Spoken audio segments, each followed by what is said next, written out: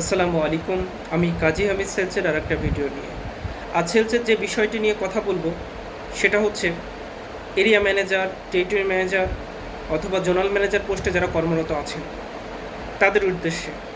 আচ্ছা, আপনারা কি কাজ নিজেরাই করতে চান, নাকি আপনার সাবঅর্ডিনেট তৈরি করতে চান, নাকি আপনি আপনার পথপ্রদর্শক হিসেবে কাকে রেখে যেতে চান?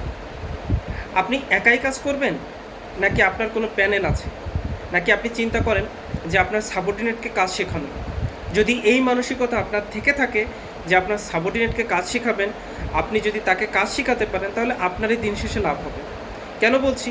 আপনি একজন ভালো সেলস ম্যানেজার হিসেবে কর্মরত আছেন, আপনি সেলসে ভালো করছেন, কিন্তু আপনি কোনো জনবল উপরে তুলতে পারলেন না, আপনি কাউকে কাজ শেখাতে পারলেন না, আপনি কারোকে আপনার পোস্টে অধীনস্থ করতে পারলেন না, অথবা আপনি কোনো ম্যান পাওয়ার বিভিন্ন প্রতিষ্ঠানে দিতে পারলেন না, বা আপনি তাকে তুলতে পারলেন না, দিন শেষে এটা সফলতা না, এটা এক ধরনের ব্যর্থতা।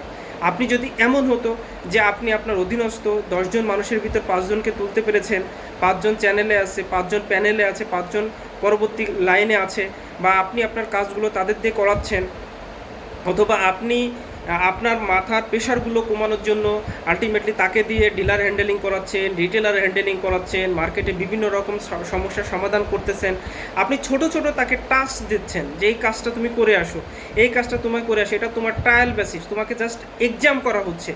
যদি এভাবে আপনি একটা ম্যান পাওয়ারকে আস্তে আস্তে করে তৈরি করতে পারেন, তাহলে দিন শেষে আপনি যেমন আপনার কাছ থেকে অনেকটা চাপ প্রেশার কমবে, আলটিমেটলি ওই ছেলেটা তার গোলে পৌঁছাতে পারবে, ওই ছেলেটা স্বপ্ন দেখতে পছন্দ করবে, ওই ছেলেটা উপরে উঠতে পারবে, ওই ছেলেটা প্রমোটেড হবে, ওই ছেলেটা একদিন আপনাকেই বলবে স্যালুট স্যার, ধন্যবাদ।